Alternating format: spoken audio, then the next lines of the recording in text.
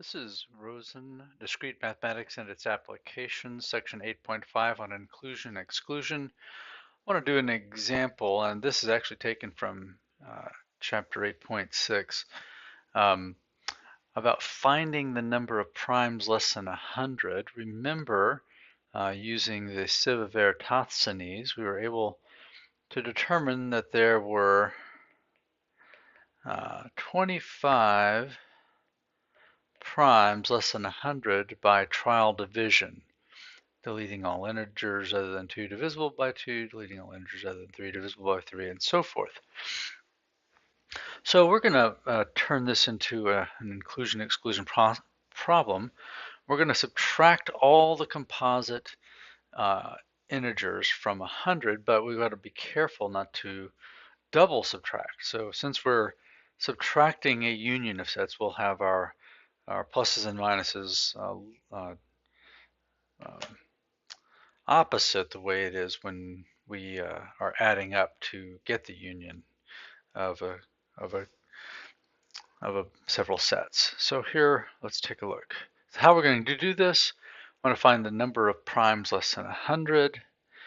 We're going to subtract 1 for the numeral 1, which is not prime. Then we're going to subtract all the multiples of n, where n are our prime numbers less than the square root of 100. And we're going to use inclusion exclusion to avoid double counting. And then we'll have to add 4 back in since each of these is prime. It's both a prime and a multiple of itself, so we'll have to add them back in. And we should equal to 25. So let's take a look. So we'll start with 100 minus 1. And I want to subtract off all of the multiples of 2 minus 100 divided by 2 floor function. And then subtract off all the multiples of 3, 100 divided by 3 floor function. And multiples of 5. And multiples of 7.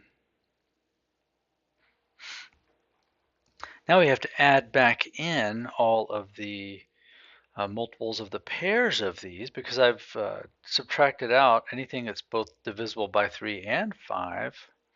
That I've subtracted it out twice, so I have to add it back in. So plus 100 divided by 2 times 3 plus 100 divided by 2 times 5 floor function plus 100 divided by 2 times 7 plus 100 divided by 3 times 5 plus 100 divided by 3 times 7 plus 100 divided by 5 times 7, again, floor function.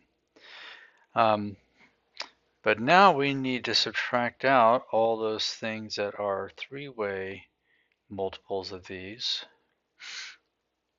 So 100 divided by 2 times 3 times 5, floor function, minus 100 divided by 2 times 3 times 7, floor function, minus 100 by 2 times 5 times 7, floor function, minus 100 divided by 2 times,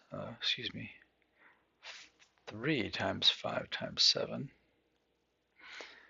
And then we got to add in the 4-way interactions, so it's 100 plus 100 divided by 2 times 3 times 5 times 7 floor function. And remember, we have to add 4 to account for the fact that one of the multiples of 2 is prime. So let's count them up. There's 50 multiples of 2, 33 multiples of 3, 20 multiples of 5, and 14 multiples of 7. And now we're getting the 2-way multiples. So there's 16 multiples of 6, 10 multiples of 5, and 7 multiples of 14, 6 multiples of 15, 4 multiples of 21, and 2 multiples of 35 that are less than or equal to 100. The three-way multiples, this is 30, so there's 3 multiples of 30. This is 42, there's 2 multiples of 42. This is 70, there's 1 multiple of 70. And this is 3 times, boy, let me make sure I get this right. Yeah, 3 times 5 times 7. So 3 times 5 times 7. That is 105. So there's 0 multiples of 105 less than 100. And of course, this is 210, I think.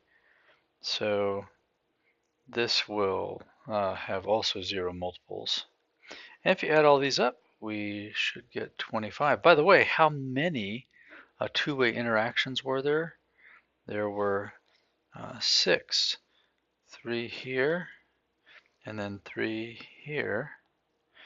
And if we had 4 sets, C of 4 choose 2, that's 4 factorial over 2 factorial, 2 factorial. That is 4 times 3 over 2 times 1, and that is 6. And that is an application of inclusion, exclusion, and keeping track of the numbers of multi-way interactions.